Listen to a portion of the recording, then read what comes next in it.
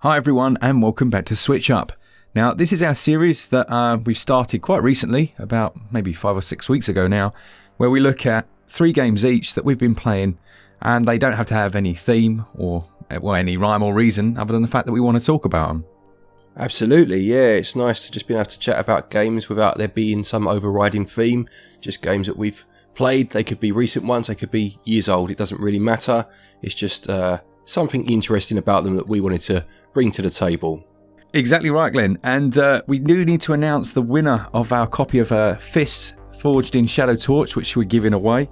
And we've decided, through the very scientific method of the comment we liked, that we choose Robocop, who said basically that he loves the script-free style of these videos. And yeah, happy days. Congratulations. Ping us an email and we'll get you your game. Lovely job, yeah, congratulations. Right, so which games have we been playing recently? Well, let's find out.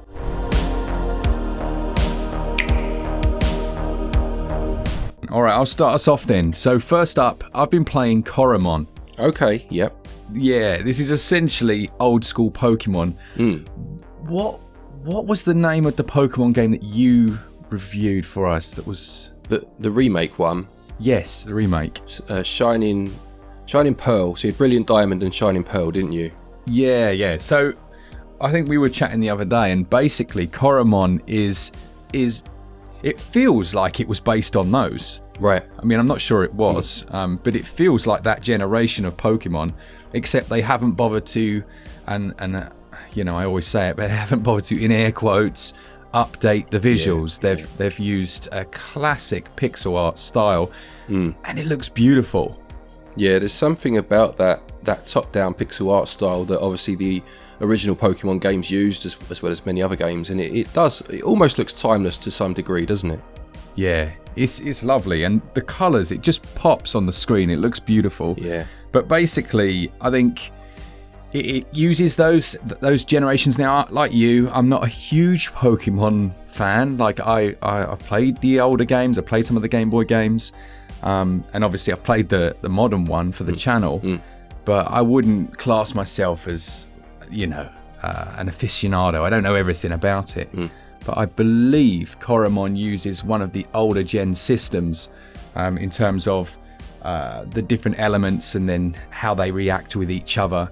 I think there's quite a complexity there that most people that just play the games wouldn't potentially get. So does it do it in terms of water beats fire, fire beats whatever it was, grass, that sort of thing? Is it those same elements, or does it have its own system? Yeah, no, it's got a lot of the same elements. I think there's a few other ones in there. Yeah. And there's certain like buffs for doing certain things. The combat feels pretty standard, but I appreciated the fact that it was like a no nonsense Pokemon. You know, it was like, this is what we're going to be. And essentially, it's almost like he's looked over the shoulder of Pokemon and copied its original homework, but it works. Yeah, it's funny because like you just said yourself, and you know, it's the same for me. I'm not a Pokemon fan by any stretch. I enjoy the games. They're good games to play, but I always felt that after the first couple of series or generations, they started introducing things like the berries that you could plant and you'd get seeds for things, or fruit for things, or competitions that you could take part in, contests and badges and all that superfluous stuff that, you know, for some people I'm sure brought a lot to the game, but for me it was just fluff, so much fluff, you know what I mean? And it's nice sometimes to get rid of all that stuff and just get back to the core gameplay, you know? Exactly right. And I think that's probably why maybe like the latest Teenage Mutant Ninja Turtle, you absolutely love that, because it was back to basics, you know, it's back to the core. It was no nonsense, yeah, exactly. I think this is essentially exactly that. There's nothing that I could say that would make people go, oh wow, that sounds new and unique. But I think we hear it so often in the comments that people were like, oh, I miss the old days of Pokemon. Yeah. And I think that's where this would really appeal. So if you're that person that's just thinking no fluff, no nonsense, it does also include online battles, so you can battle against your mates and stuff. It's just, I just enjoyed it. I've really enjoyed it. It's a little bit on the pricier side at about 18 quid, or your regional equivalent. Right. But you know, you're going to get a decent chunk of Pokemon Mon hunting for your time. Hunting, yeah. Nice. Exactly. Good stuff.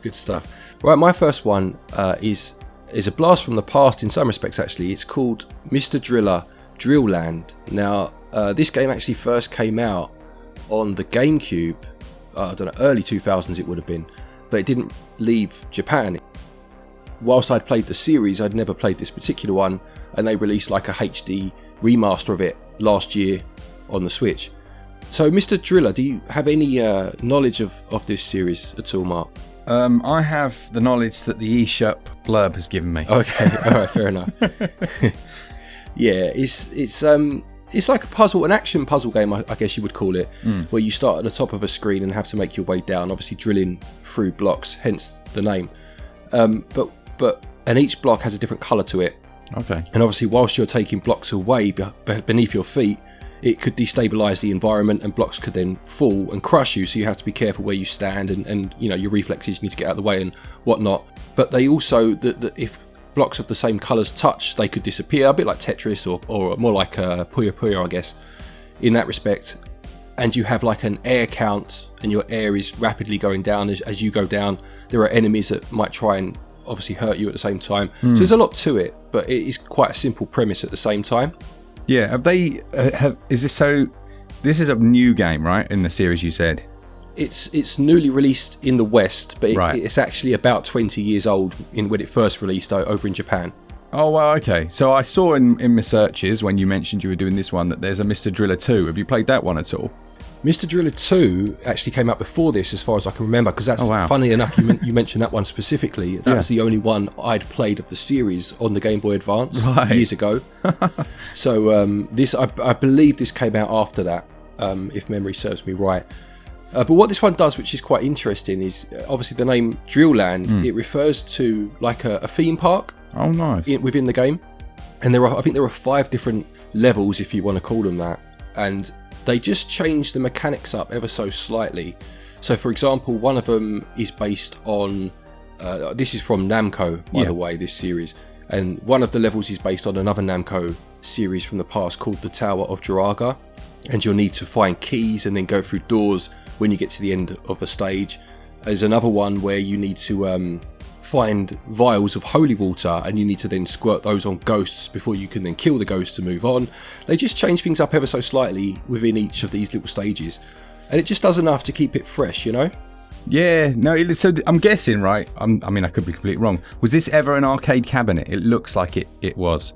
I'm fairly sure it started in the arcades in the late 90s. That's me going 100% off of memory work, so I could be wrong, but I think it started in the arcades. I believe it then went to PlayStation, maybe. I'm trying to think of the era, and then it ended up on Nintendo consoles somewhere after that. Like I said, I played it on the Game Boy Advance. There you go. Yeah, no, you're completely right. As always, the memory has not failed you. Oh, okay, nice. So it was arcade first then, yeah? It was arcades first for the Namco System 11 arcade hardware. Okay. And then it was ported to like Game Boy Color, PlayStation, Dreamcast. This is a weird one. It was ported to Wonder Swan Color. What the heck is that? Oh, the Wonder Swan. Yeah, I remember the Wonder Swan. It was a very short-lived handheld that was kind of knocking about back in the day. I didn't know that Mr. Driller was on it though. How do you know this? Honestly, I think it's just osmosis a lot of the time. Just You're like a leaf. Yeah, that's it. Man, yeah, the Wonder Swan Color and Swan Crystal were officially supported until being discontinued by Bandai in 2003. There you go. I've learned something today. That's awesome. That actually looks quite nice. Yeah, there were a few. You had things like the Atari Lynx as well, didn't you? And I had that. Oh, did you? Nice. Yeah, mate. You had the Neo Geo Pocket Color, and yeah, there were quite a few knocking about. Do you know what? The biggest change for me in terms of handhelds is battery life. Do you remember how much they used to just eat batteries? I remember I never had one. My mate did. I had the Game Boy, but my mate had the Game Gear. Oh my word, that went through batteries like there was no tomorrow. Didn't you? It was mad. Yeah, I guess it was. There was 4 batteries in the old Game Gear. My brother had it as well. And I think there might have even been 6, in the Game Gear. Really? I think so. The Game Boy was 4. I think the Game Gear was 6. It was just crazy. Oof. And you get like an hour and a half's battery life. Yeah, exactly. You do like 2 levels of Sonic and you've got no battery left. It's crazy. Yeah, man. There you go. A bit of knowledge there from Glen, as always. All right, let me have a look. Next up is one that we'll easily be able to talk about. And there's been a guy in the comments faithfully saying, you haven't talked about Isaac Repentance DLC yet. So, well, here we are. So, the Binding of Isaac essentially was an absolutely massive top-down roguelike game where you play as Isaac, who essentially is weirdly moving through. What is that? What is that? That sphincter-like passage. What is that you're moving through? It's a bodily part of some description, I'm pretty sure. I'm not quite sure which part, but I think I want to know, to be honest. No, I don't want to know, specifically because you're heading towards your mum, which is even weirder. So anyway, oh no, I've started. You know when you suddenly realise what you've been playing all this time? Yeah, and what you've just said out loud as well, yeah. Oh definitely. yeah, those words are out there for forever now. They can read that at my funeral. Here's his greatest work. Yeah, sorry. So anyway, I digress. The Binding of Isaac, it's a top-down roguelite that typically Glen and I have played in co-op. But the Repentance DLC added a proper co-op so that both of you could actually have a proper character. Before, one of you was this floating ghost. Yeah. And it was a bit odd. They've kind of kept that so that when you die, you just become a floating ghost. So, you still stay in the game. You haven't got to sit around and just wait for the other person to die. But I can't remember if that ghost goes for good, or can that die as well? As far as I can remember, as long as player 1 had a heart to give you, you could continue playing. Yes. So it was more about when player 1 died, wasn't it? Do you know what I mean? Yes, yeah, that sounds about right. It's a nice way of meaning that no one gets bored while you're playing. But in this one, they've actually added in such a lot of stuff. Now, Edmund, the guy that creates these, basically was like, the game's too massive. It's pointless doing a DLC. Doing a sequel. I'm just going to add more to the base game. And I didn't realise this one. And we kind of alluded to it as we played. We've been like, wow, okay, that's new.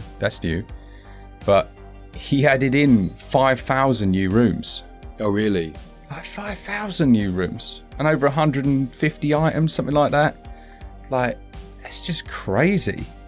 It's quite interesting to you say that he wanted to go down the kind of DLC route rather than the sequel route, because a lot of the time you could roll your eyes at that, but in this sort of game that does make perfect sense, doesn't it? If you're adding rooms and items and obviously like the 2-player fully, the full 2-player co-op mode, you don't really need a sequel for that, do you? You can just pad out the original game, especially as you just said, when the game has become so big and has such a following. Yeah, exactly. This is like the epitome of it's not broken, so why bother releasing a sequel, probably for more money, that would just be the same thing again. Yeah, exactly. So, yeah, I think it most certainly gets our endorsement, this, if you haven't tried it. Yeah, I mean, it's if you know what Isaac is and you've played it before, it's, in terms of the added bits, although the numbers sound a lot, you don't necessarily need it for that. I would say the biggest selling point of it is that new co-op that does make it feel like a fuller experience. Yeah. But yeah, just for that alone, it was so much more fun. It was so much, it was worth it for that, really, wasn't it? Yeah, absolutely. And there are, as we know, there's multiple endings in the base game. But he's kind of created what he thinks is like the true endings. So it's nice to be able to do those as well if you're an existing solo player. Oh, okay. Yeah, again, I didn't know that. So yeah, that's pretty cool. Nice. My next one then, is kind of my bigger one for the month, is AI, the Somnium Files. Heard good things. Which is a game that's been out for a little while. It's a visual novel, I guess, is the way you would explain it. Yeah. Adventure game as well. There's some exploration in there. It's just had a sequel come out, which is why I wanted to push on and get this first one finished, to be honest with you. But it's a very good game. It tells a very interesting story. So you basically play as a police officer in like a unit that their function is to be able to go into people's dreams and extract information and evidence when a case is faltering. Yeah. And it follows a story about a killer who is murdering people and then extracting one of their eyes. He's leaving them, like the corpse or the body there with one of the eyes missing. And you, as your character, his name's Darte, you yourself have an eye missing from a previous unexplained incident, and you have an AI within your eye called Iba, and you kind of bounce back and forth with this character, which is where you get some of your exposition, you know? So is it classic visual novel in terms of the art style, or is it 3D? Like, how does it work?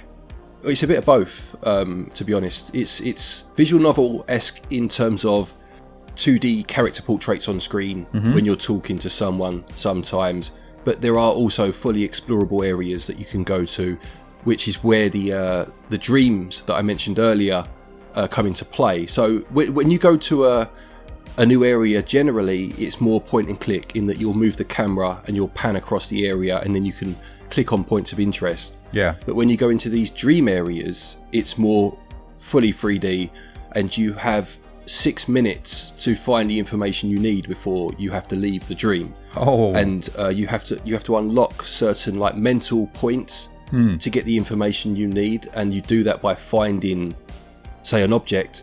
Yeah. And you'll need to do something to it. You know, let's say it's a TV, for example. You'll have 3 options. You can hit it, you can push it, you can try and turn it on, and each one costs you some of that 6 minutes. You take time away each time you do an action, but it may, if you choose the right one, it may progress you through that first mental lock and to the next part of the stage. That's very cool. I like the sound of that. It also sounds like how my kids approach the TV, to be honest. Yeah, exactly. Yeah, why anyone's first instinct would be hit or push, I don't know. I don't even know why I thought of those 2 options, but yeah. Yeah, but no, it's a very good game. And it's a visual novel that has the like the kind of branching story paths that a lot of these similar games adopt. And it's quite strange actually, because when my first playthrough, because in some games like this, you kind of know you're going on a certain path, because a lot of them have some sort of romance angle where you'll choose a partner, and that will kind of, the story will deviate based on who you choose. Do you know what I mean? Yeah, yeah. This one doesn't do that, but the story will still deviate based on decisions you make in those dream areas, or the way that you choose to interrogate a certain suspect, say. So you'll still have deviations in the story, and you can obviously go back to like a branching path and choose an alternative route. Yeah. But I didn't realise that at first, because it didn't have that obvious like partner choosing aspect. And my first ending was so odd. I was like, well, that's a weird way to end the game. Like, but then obviously you go back, and then the next path was a bit more traditional, and it played out a bit more as I was expecting. And then there's obviously another one. And they're all very different, and like the suspects change, the ultimate, the killer themselves could potentially change, so there's a lot of replay value there. That's very cool. I like that. That's kind of, when we were talking about triangle strategy, that's where that really shines. I can picture your first end game. Glenn was sat in a room punching TVs. Well, pushing them at least anyway. Exactly right. What was I going to say? I was looking at this one. I can't really... I was trying to put my finger on, it reminded me of something, and I think it might be the Minority Report. When you were saying about like going into dreams and things like that, and I was thinking, what film does that remind me of? Yeah, it's similar. Well, it's not similar exactly, but I can see what you mean. Minority Report was, if memory serves me, wasn't it about trying to prevent something from happening? Yeah. Or being told it was going to happen before it happened, wasn't it? Yeah, exactly that.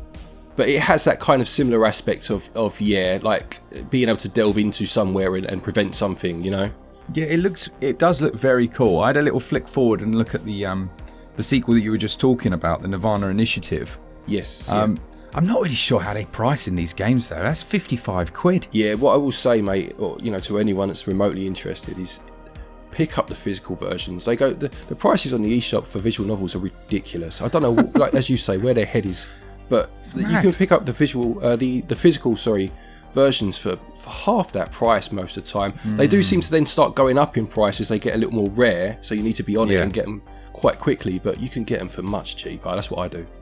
Quality, that actually looks really good. I can add that to my list of visual novels to play. Yeah. Alright, okay, my last one, I'm actually trying to remember. What was my last one? It was Do you want me to tell you? Yeah, tell me. Yeah. It was Pascal's Wager. You told me. Oh, of course. Yeah. So I did have another game, and then I chose Pascal's Wager in the end because we've done a sponsored video for it, but I doubt we're going to get time for a full review. Pascal's Wager is very much what's it called? Dark Souls. It's a Dark Souls clone. But a Dark Souls clone that is actually decent. And I think there's probably a few little alarm bells for some people. They might have heard the fact that it was originally on iOS. And to be honest, I did. I heard it was on iOS and I thought, oh, okay, it's going to be really stripped down. But it's very impressive. There's a really cool narrative where, and quite a unique one, you play as essentially a courier in this strange land, like traveling around in this carriage with an owl called Glen. There we go. Good name, that. you bloody love him, mate. Yeah, an owl called Glen and this woman called Viola, but it's for Souls-likes usually, or the ones that I've played. I'm sure people in the comments can help me out and say, "Nah, you should try this one." But generally, you have one character, and you level them up, and you build up your build how you want for them. But this one, you've got 5 playable characters, right? That are fully voice acted. They're fully created for you. However, the leveling system allows you to then tailor them into specific builds. Again, normally in my experience, you have like skill points that you put into like strength and vitality and dexterity, just standard things, Yeah. But each character has a skill tree of different abilities, so you unlock new moves, which is quite rare in my experience for a Souls-like. Okay. And I guess it makes it feel a bit more like an action game in the combat in that regards. Right. While still keeping in the base Souls elements with the stamina-based combat and things like that. But it also has a sanity system, which... And at first I wasn't quite sure. It was a bit odd. So like I was fighting a few monsters and then suddenly I went insane. And that could be a terrible thing if they did it wrong. But in this, it means that you almost become more afraid of the enemies, so they get stronger and they get more aggressive. Okay, yeah. That's quite cool, isn't it? Yeah, there was a game on the GameCube that had a sanity system that was the most unique I'd ever seen. Sorry to go on a tangent for a minute. But what was it? It was so the name of the game will come to me in a minute, but it was basically whilst you were playing, your sanity meter rose as certain things happened, which is that's standard enough. But things would happen like the game would turn itself off or pretend to turn itself off, or the volume would turn down. And you'd be like, the first couple of times you played it, you genuinely thought you'd sat on the remote or your game had crashed. But it was these sanity features that happened, and it was so unique back then. I think it was called Sanity's Requiem or something like that. I'll look it up. Eternal Darkness, Sanity's Requiem. Eternal Darkness, that's it. Yes, thank you. It was on the GameCube. Great game, very good game. But just that was the most unique way I'd seen that implemented myself. That's so cool. That's very cool, isn't it? Yeah, it was. I think I played Eternal Darkness actually back in the day. Yeah, because I had a GameCube and I actually, I'm not always terrified of games. And I thought it would be kind of similar to Resident Evil. It had that look about it, didn't it? Yeah. Yeah. And actually it wasn't too bad. I mean, there might have been a few tears playing it, but yeah, I actually remember that one. So I completely forgot what I was talking about. Sorry, that was me throwing you off. So you said about the sanity meter. Oh, yeah. We're back in Pascal's Wager. So, yeah, the sanity meter just mixed things up nicely. And it wasn't just a gimmick for outside of boss fights. Like, when you're in a boss fight, if you let... Oh, and I should add that you basically have these flasks that you can create, that you can drink to keep your sanity at a decent state, basically. Right, yeah. But in a boss fight, if you know what it's like in a boss fight, you're fully focused on moves and trying to stay alive and whatnot. It's easy to let that sanity drop down. Right, yeah. And if it does, it basically creates the, like you have stage 2 in a boss, where it mixes the moves up and stuff like that. It just turns the bosses into absolute beasts. And I thought it was so cool. And if you let that happen, again, it's optional. you can't go back. Like that boss is like that then until you either beat him or die. Right.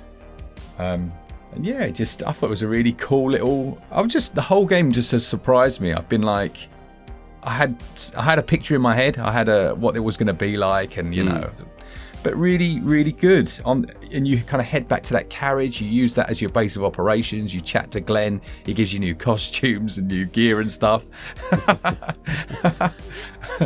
And then you sit down at the table and head out in your next adventure. And then to hear that this version they added in a DLC that was larger than the whole original game. Like, okay, all right, yeah. £17. Like, yes, please. So, I mean, I put a disclaimer in the sponsor video, basically saying we have never and never will do a sponsored dedicated video of a game that we either don't like or is broken. No, we've turned them down because they've given us a code. We've played it and said, sorry, but no. It's, you know, with all due respect, yeah, no. Yeah, exactly right. So it's kind of it's just if we keep to that, it means that people can actually trust sponsored or non-sponsored. Yeah, absolutely right. Yeah, that sounds good. I like the sound of that, actually. My last one is vastly different, as you'd probably expect from that. It's called Avenging Spirit. Okay. Now, this is an old arcade game, but I'll be honest, I didn't realise it was an arcade game because I'd only ever heard of the Game Boy version of this particular game back in the day. And this is just released on the Switch. I think it's actually this week it came out, and it is that arcade version. And what this game is, so it's like a quite traditional, side-scrolling action platformer, if you like. But the way it works is you are a ghost, and you have the ability to possess enemies on the stage and then use them, as the vessel that you go forward with, and use their moves and what have you to get through stages. But because of that, you have two health bars, if you like. You have the person's health bar that you're possessing, but you have your ghost's energy bar too. And every time you have to leave the body of someone, so once their health has gone and that person has died, and you go back to being a ghost, you then have to possess someone else before your energy disappears. Otherwise, you then die and lose a life. Yeah, I just can't believe how some of these older games had ideas that, if they remade that, it would be incredible. They just, they were so much more fresh. Yeah, it's quite funny because the only game I can think of that is even, remotely similar, albeit gameplay-wise it was different, was a game called Ghost Trick on the DS that had a similar idea of possessing things, but that was in terms of possessing inanimate objects to then cause like something to happen to get the attention of a living person, which was quite an interesting idea. But this is more standard, just a platformer, a straight platformer. But it's quite this particular release. I think it costs about £5.99 via Ratalaika Games, and I must say I do like what they're doing recently, because some of their stuff in the early days of the Switch was very standard. It was very cheap, very basic pixel art. But what they've started doing recently is picking up some of these licenses to older games and then releasing them with some enhancements at a good price, which I think actually is a very good business model for them going forward. For what my opinion's worth. But I do think that's a good idea. And so you have the original arcade game, and then you have what they've called like a modern take or more console type version of it. And in that version, you can choose a difficulty level, and it has infinite continues. Whereas in the arcade one, I mean, you can insert your own credit. So I mean, you can still have infinite continues if you want, but it is more finite at the same time if you want it to be. But it's just a very quirky and quite fun arcade game that's kind of been lost over the realms of time, Yeah, it looks really unique, and actually it's another one of these. I think this is, again, someone said it actually in the comments of our last video, it's the beauty of this channel is our tastes are so different that very often I'm learning as much from your taste in games as anything else. Yeah, and vice versa, for sure. Yeah, it's I mean, like I mentioned AI the Somnium Files a minute ago, and that is generally how I play games, is that I'll have one larger game on the go and then a couple of these sort of smaller arcadey games around it. Do you know what I mean? Yeah, these are your loading games. Yeah, exactly that. That's it. And this is a decent one, like I say. And it also has things like there are keys that you have to find as you go through the game, and if you don't find them, then you can still finish the game, but you get a bad ending, so you have to be on the lookout for these keys. Reminded me a bit of Midnight Resistance in that respect, in terms of the keys at the end of levels. But yeah, for £6, this one's worth a go if you're remotely interested.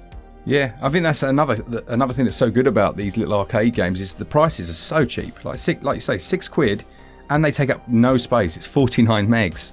Exactly, and it has save states and stuff. Like I say, it's not just a straight port. They have added some bits to it. Yeah, exactly right. Yeah, that brings us to the end of our list. Once again, a congratulations to RoboCop. 1 for an awesome film, and 2 for winning the free copy of F.I.S.T. I don't think RoboCop needs F.I.S.T, does he? I mean, he's got enough as it is with his guns and all sorts. I don't know what that would look like, mate. Horrific. Oh dear. Yeah, anyway, so don't forget, if you are looking for eShop credit to pick up any of these games or anything else for that matter, you can use our website, switchup.gg. We do have 10% off until the end of July, depending on when this video goes out. That may still be in effect, and if not, we'll try our best to get extended into the next month. But yeah, it's there, helps you out, helps us out as well, which is very much appreciated. Exactly right. Thanks so much for watching. Let us know what games you've been playing in the comments. Keep the chat going.